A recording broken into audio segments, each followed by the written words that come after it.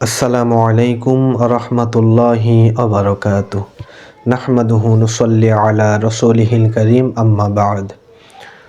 জুমার দিন বেশ কিছু আমলের কথা হাদিসের মধ্যে বর্ণনা পাওয়া যায়।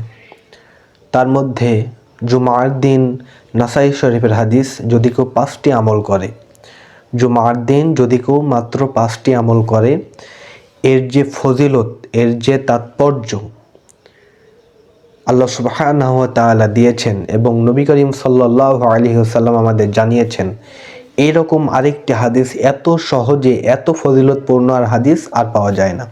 এতটা ফজিলত এ হাদিসে। জুমার দিন মাত্র 5টি আমল। রাসূল সাল্লাল্লাহু আলাইহি ওয়াসাল্লাম নাসাইয়ের বর্ণনায় বলছেন, মান গসসালা ওয়াগতাসাল, যে ব্যক্তি ধৌত করে, সুন্দরভাবে গোসল করে, ওয়াবতাকারা ওয়া গদা, এবং তাড়াতাড়ি মসজিদে আসে।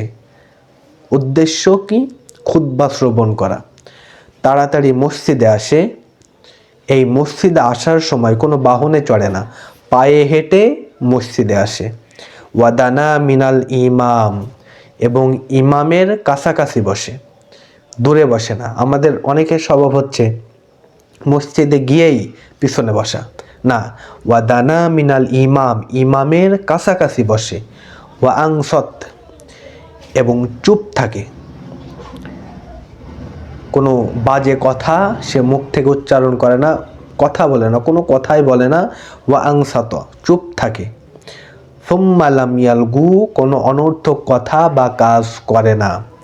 কানা লাহু বিকুল্লি খুতুওয়াতিন কা আজরি সানাতিন সিয়ামিহা ওয়া কিয়ামিহা, তার জন্যে প্রতিটা পদক্ষেপে, সে যে হেঁটে বাড়ি থেকে এসছে মসজিদ পর্যন্ত, প্রতিটা পদক্ষেপে, প্রতিটা কদমের বিনিময়ে আল্লাহ সুবহানাহু ওয়া তাআলা 1 বছরের নফল ইবাদতের সওয়াব আল্লাহ তাআলা দান করেন। সুবহানাল্লাহ। প্রতিটা কদমের বিনিময়। সেই 1 বছরের ইবাদতটা কেমন? সিয়ামিহা ওয়া কিয়ামিহা, যেই 1 বছরের সারা দিন কেটেছে সিয়ামরত অবস্থায়, এবং সারা রাত কেটেছে কিয়ামুল লাইল, তাহাজ্জুদের সালাতরত অবস্থায়। সুবহানাল্লাহ। তাহলে জুমার দিন যদি মাত্র 5টি কাজ: 1 নম্বরে উত্তমভাবে সুন্দর করে গোসল করা, 2 নম্বরে তাড়াতাড়ি মসজিদে আসা, 3 নম্বরে ইমামের কাছাকাছি বসা, তারপরে চুপ থাকা 4 নম্বরে, 5 নম্বরে অনর্থক কথা কাজ থেকে বিরত থাকা। এই 5টি আমল যে ব্যক্তি করবে, তার প্রতিটা কদমের বিনিময়ে আল্লাহ সুবহানাহু ওয়া তাআলা 1 বছরের নফল ইবাদতের সওয়াব আল্লাহ তাআলা দান করবেন। তাই আসুন আমরা জুমার দিন মাত্র 5টি কাজ করে, আরও অন্যান্য বিভিন্ন জুমার আমল রয়েছে, এই 5টি আমলের প্রতি আমরা গুরুত্ব বেশি দিই এবং এই 5টি আমল করে প্রতিটা কদমের বিনিময়ে 1 বছরের ইবাদতের সওয়াব আমরা হাসিল করি। আল্লাহ তাআলা সেই তৌফিক আমাদেরকে সকলকেই দান করুক। আমিন।